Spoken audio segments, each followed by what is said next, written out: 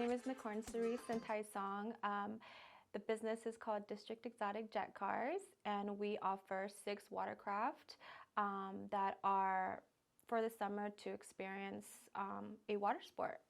Okay, can you tell us a little bit more about water sports for those of us who are not familiar with that and how your business comes into play with that?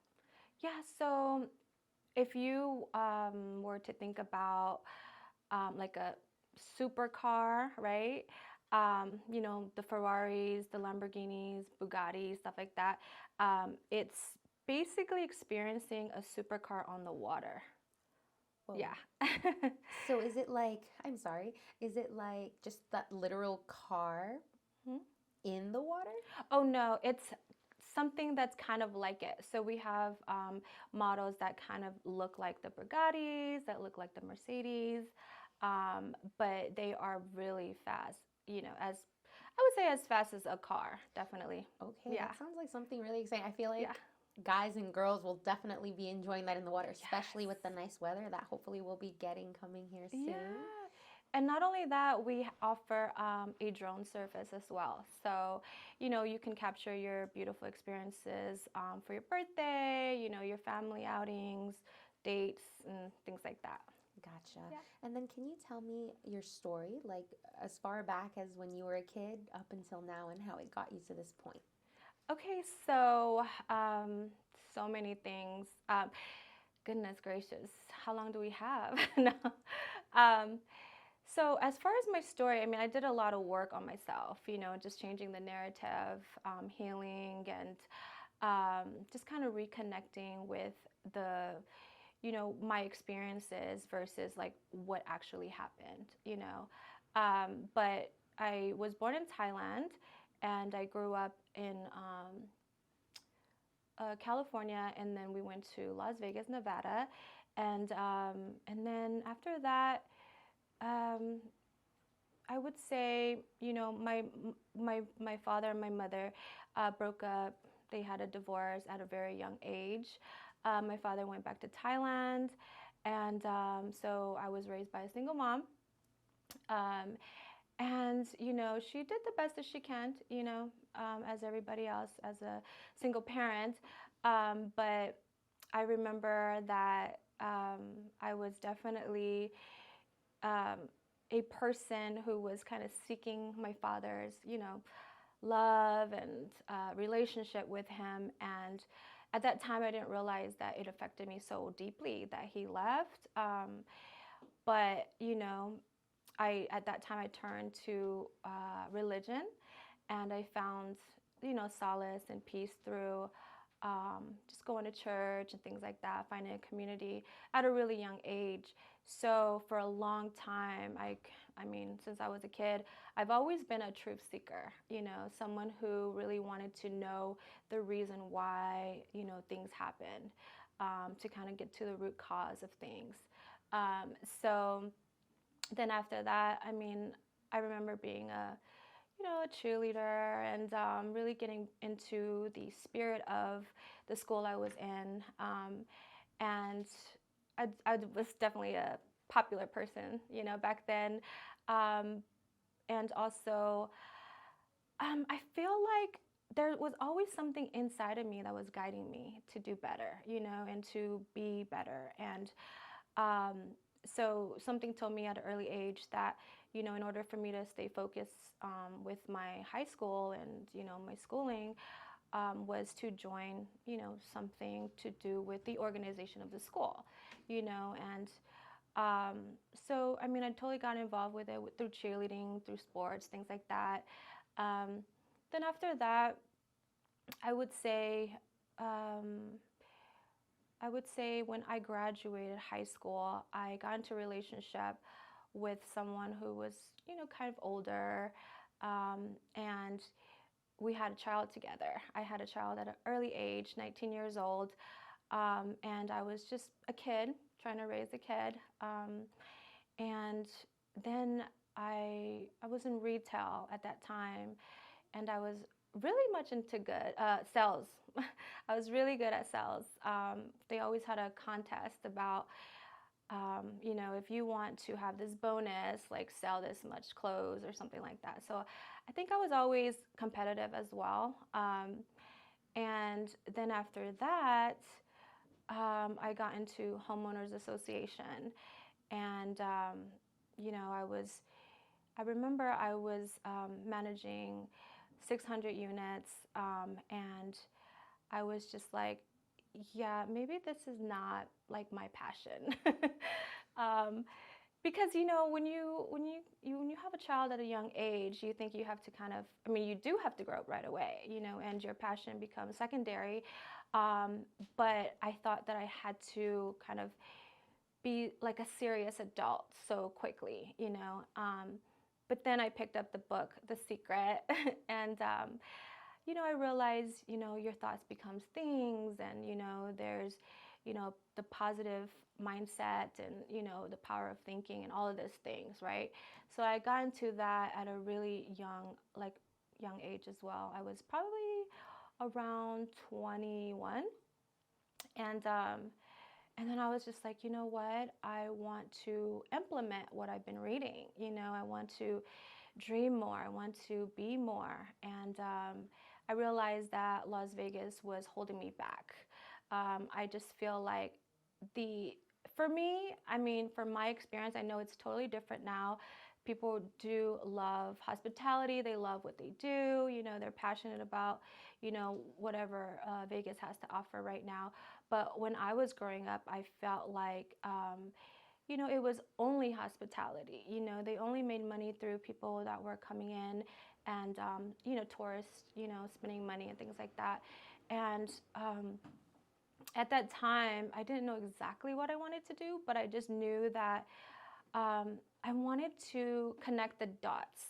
I wanted to, you know, realize who I am as a person, what makes me happy. You know, I wanted to, you know, meet my father. You know, I wanted to just kind of get back to myself again. And I spent a lot of time doing that. I even went to my old high school, you know, and just kind of sat there in the bleachers. And I'm just like, oh my gosh, like I was that person, you know? And I remember like all of these stories just came up, and it just kind of reminded me of how vibrant I was, you know, and how, you know, exciting the times was, and my personality at that time was, you know.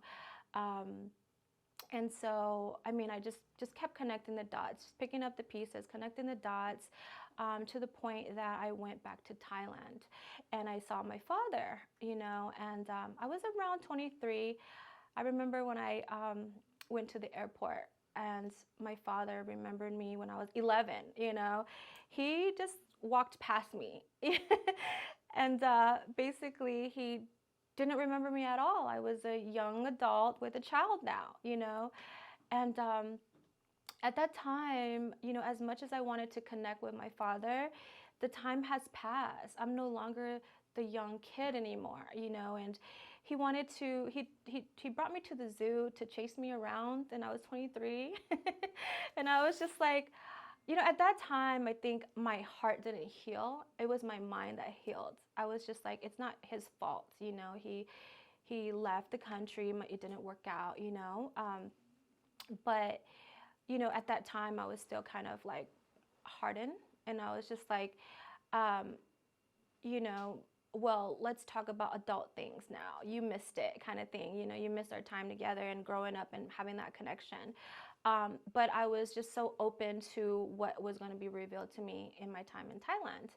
And so what I found out was that my mother, she grew up in poverty, you know, and I held such a deep resentment towards her at that time, because I was wondering why my mom wasn't just like the other you know, the other kid's mom, you know, being supportive, going to your games, things like that. Um, and, you know, I didn't realize that, you know, the best that she can do was to bring us to America. You know, that was her biggest dream for us, and she did that. So I knew right then and there that I had to pick up the baton and move it forward, you know. And so at that time, when I came back to America, I realized, you know, the big difference between opportunity, and where we could have ended up, in poverty, was education, So I took myself to get my education, and I have an education. I have a degree in business, and that's, what brought me to Washington D.C. Because of school. I realized that everybody here has a degree. I would say minimum degree they would have is a law degree, and I'm like, oh my gosh, how do you have a PhD and you're like 21? But I just knew that the surrounding and the environment was going to, give me the accountability to continue with my education. Um, and so to me, I just knew that like there was something here that was going to just, take me on a different path. I was just totally open for that. And then fast forward, I ended up getting into federal government contracting, and of course, I mean, this is DC. But it didn't. I wouldn't say that that was something that I knew that it was going to happen, because during that time when I was studying and everything like that, I was still, deep in my passion with motivational speaking, hosting women's events, and just bringing women together to realize their power, and I kept doing that, kept doing it. I stayed with it because I realized that that was something that kept me going. It was like a greater purpose, and I think that that's what people need, is a greater purpose within themselves, to see the bigger picture and to be open to receiving new things, But anyway, so basically, with the federal government contracting, I got into that during the pandemic. So I got a Scrum Master certification, and then while in the meeting, there were, people that were kind of talking about their business in government contracting and everything like that. And then, a person there was a project manager, and he was just like, "Oh wow, I love how you represent yourself. I love, just your mind and everything like that." So we decided to have a teaming agreement, and my first contract was with the Cohen building, and it was pretty awesome because I would say that was a very much of like, that's when I felt like I'm a woman in a male dominated world. But that was pretty cool because I definitely experienced all that. But with government contracting, I mean, you have to go from one job to another. So I realized, oh my gosh, I have to find something that was, that it's mine, that's my business. And while the government contracting is giving me, money, and I would say lump sums of money, what am I going to do with that? I have to create something for myself. So that's when I started a juice bar. There's a juice bar in Old Town, Virginia. And basically how that happened was during the pandemic, I was drinking like juices all the time. Like I loved celery juice at that time. I don't drink that anymore, but I guess like during the pandemic, it was like this guy on there that was like the juice medicine, celery medicine person. He was just like, you gotta like, drink your celery because it's gonna heal you. It's gonna help you connect with yourself. So I did that every day, and I went walking every day. I spent time in nature every day, just clearing my mind. I mean, during the pandemic, it was a whole transformation. I mean, I definitely got, closer to, you know, myself truly, my divine self. Definitely had a spiritual awakening at that time. But I was just like, you know what? I want to give this to other people. I want people to experience the juices, because I really do firmly believe in that. And so I went to, my neighborhood juice bar, and there was a barista or someone who was selling juices, and I was just like, oh wow, she has a friendly smile, and her energy was warm, and then there was something inside of me that was like, ask her if she wants to partner with you with juices. And I was just like, no, that's weird. Like, don't tell me to do that. And I was just like, just go. And I was like, okay, I talk to myself a lot. I'm like fighting with myself, but then I'm like, okay, I'm going to do it. And then so it's literally like me, mustering the courage because random, like we weren't friends, And so I was like, hey, so it was kind of like I was hitting on her a little bit. And I was just like, so like, okay, so I'm thinking about a juice idea, and I was like, do you know where I can get like, fruits and vegetable? Like, how do I even create? I was just trying to like see where she was at. Like, was she trying to like help me with like ideas, or ingredients? Um, so she was like, oh yeah, I would love to help you. And this is where you go for that. And I was just like, I think she's giving me the secret sauce. And I was just like, oh wow, like maybe we're aligned. But then, and then I told her, I was like, hey, do you want to like partner in juicing and stuff like that? And she said that she was happy where she was at. And then she was just like, they take good care of her. And I was like, all right, that's great.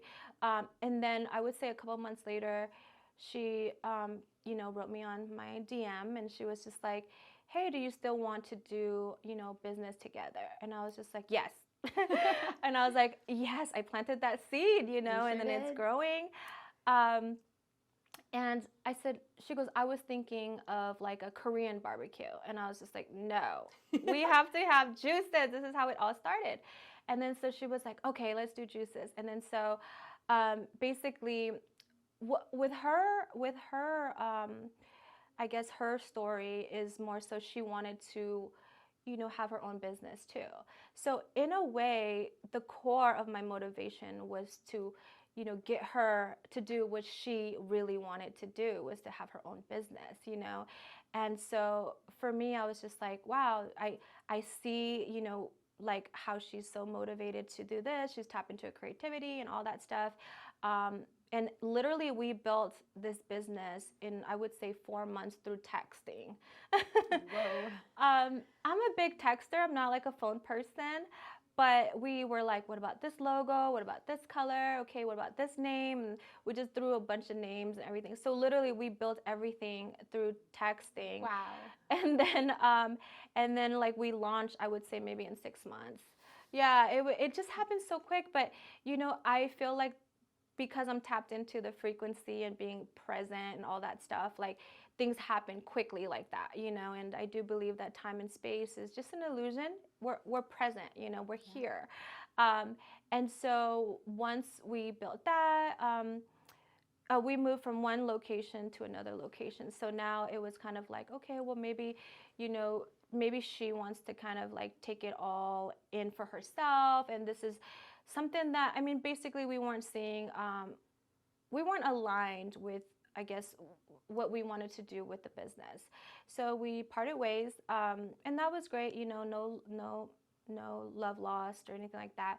And then I still didn't know exactly what I wanted to do yet. Like, what is my true, like, passion, where I'm going to show up and be my authentic self, where it's matching my spirit, my physicality, my mental, all of that. Like I said to myself, like, okay, you got to get to your sweet spot. Your sweet spot is what you're good at, and what you're passionate of doing, but then what people will pay you for. So I was spending a lot of time in nature, just collecting my thoughts and just asking within, what I should do next. And I still didn't know yet. And I was like, well, maybe like a pizza restaurant that's already up and operating. And then eventually, doing my nature walks, I, really started, like my mind started expanding more and more. And I was always by the water. And I saw, boats just kind of cruising around. And I was just like, first I was like, I want to buy a boat to sleep on it and live there and just forget about humans. And then so I was just like, you know what? I really want to like manifest like, being like a captain or something like that. So then I said, you know what? Maybe there's a way to do that without like totally getting your own boat and stuff like that. So I did some research, and there was a boat club called Freedom Boat Club. where you can basically like buy a share and then pay monthly to, have access to these boats. And so that's what I did. And so basically, I tapped into like boating, the boating world. And it was really cool because I was able to tap into my mental, like my wellness that I love, which is like connected to my heart and my inspiration.